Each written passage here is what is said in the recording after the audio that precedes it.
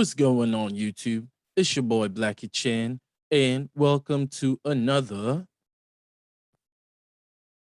Fight Breakdown Friday. Oh man, yeah. So we missed out last week, but work and stuff. So that takes precedent. It's what's paying the bills. What can I say? Hey, sue me. But that's neither here nor there. Let's get right into it. We got another fight to break down. We are looking at Wood Jedi versus Cade. We're gonna see what they did well and what they could have done better. Let's get into it. All right, so let's go get into it, main man.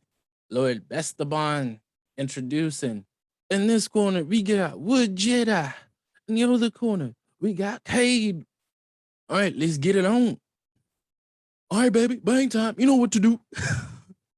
That's my favorite ref. I think Wolverine. Yeah, it's by far. Bang time, baby. Oh man. All right, right off the break, Cade goes for the leg kicks. So that's a good strategy when you're going out against a wrestler, grappler. A lot of their power is going to be coming from their legs. Really, anybody, kickboxer, but particularly wrestlers and grapplers when they're going for their takedowns. All of that power is coming from the legs. So if you take out those legs, you're going to have an advantage. So good on Cade for going for those. I will say though, his leg kicks could use some work. I'm gonna break down his form here in a sec. Poof, right there. So let's take it back just an inch. So you can see at the end of his kick, his plant foot is still pointing towards Jedi, right? So when you throw a true roundhouse kick, of course, there's lots of different variations, but your basic standard Muay Thai roundhouse kick, um, you want to be on the ball of your foot, but you want your heel to be facing the opponent, right?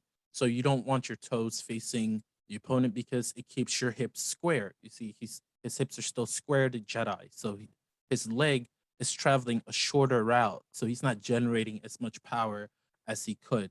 Now it might be a little bit faster if you're not using that proper form. If you're just trying to get one in there, get him thinking about the leg kicks that are going to be coming, that's a different strategy. But if you're just trying to land that kick and do damage, you want to plan on the ball of your foot here because that's going to allow you to pivot a lot easier. If you're flat-footed, you might hurt your knee as you rotate. That might damage the ligaments in your knee. So you want to keep that your the ball of your foot on the ground so that it allows you to pivot that back heel around so that you're at the end of your kick, your heel is facing your opponent and your toes are facing away from them. Your hips are also going to turn over.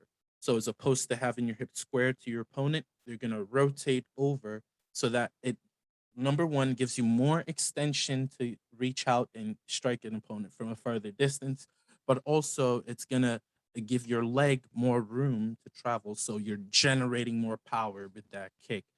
He does do a good job of swinging his arm as he's throwing that kick because that also helps you build the momentum to throw that kick.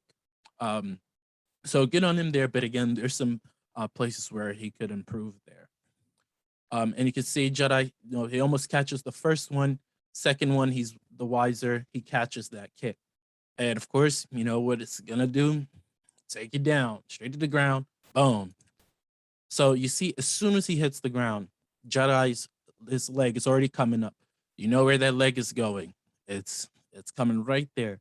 Um, and Cade originally, you can maybe just from things that he's picked up, just like training or sparring. I don't know his background. I don't know if he's ever trained before.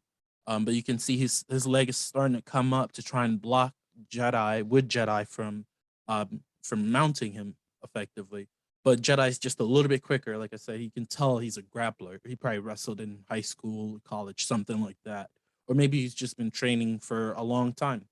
Um, but you can tell he's already ready. He's already ready to improve his position as soon as they hit the ground. He already knows where he wants to go. So you see, boom, and right there, he moves that leg in, and you're gonna see it's gonna slide right across.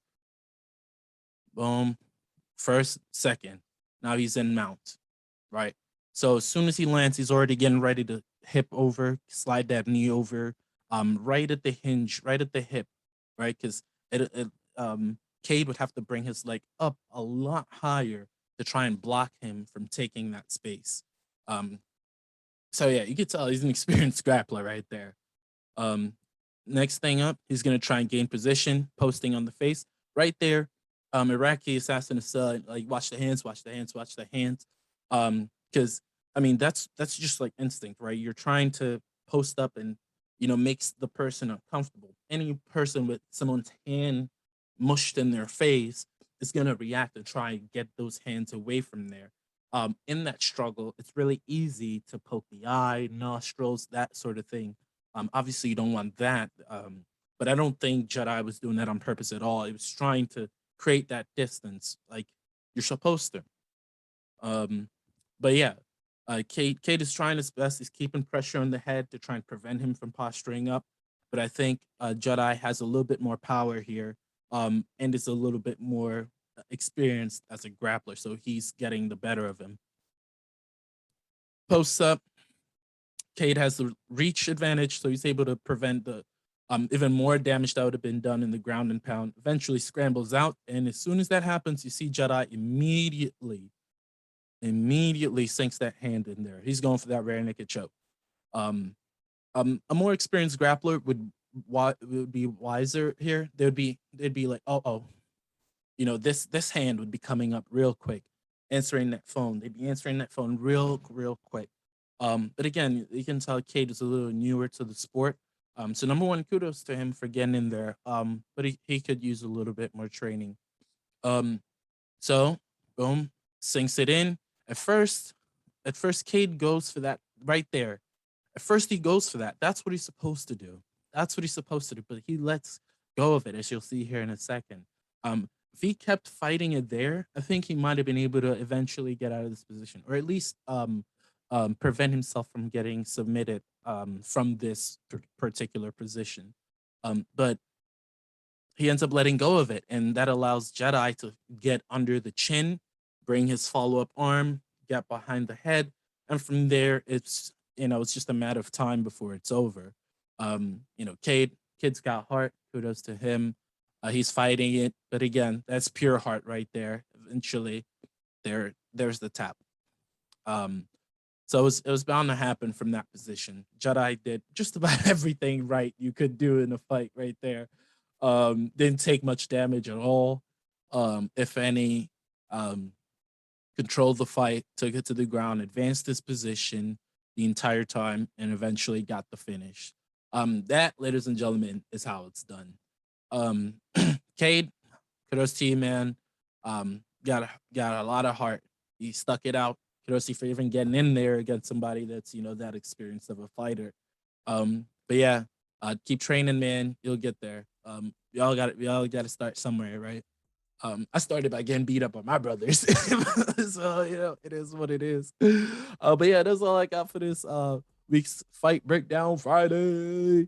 So if you like what you're seeing, you want to keep seeing the training that I'm doing, the improvements that we're making, and seeing little fight breakdowns and little tidbits that you can glean from others fighting, so you don't have to get beat up yourself. Be sure to like and subscribe and click the bell for notifications. All right, y'all. Be easy, be safe, and be sure to check out my fight tomorrow on Street Beeves. We getting it in.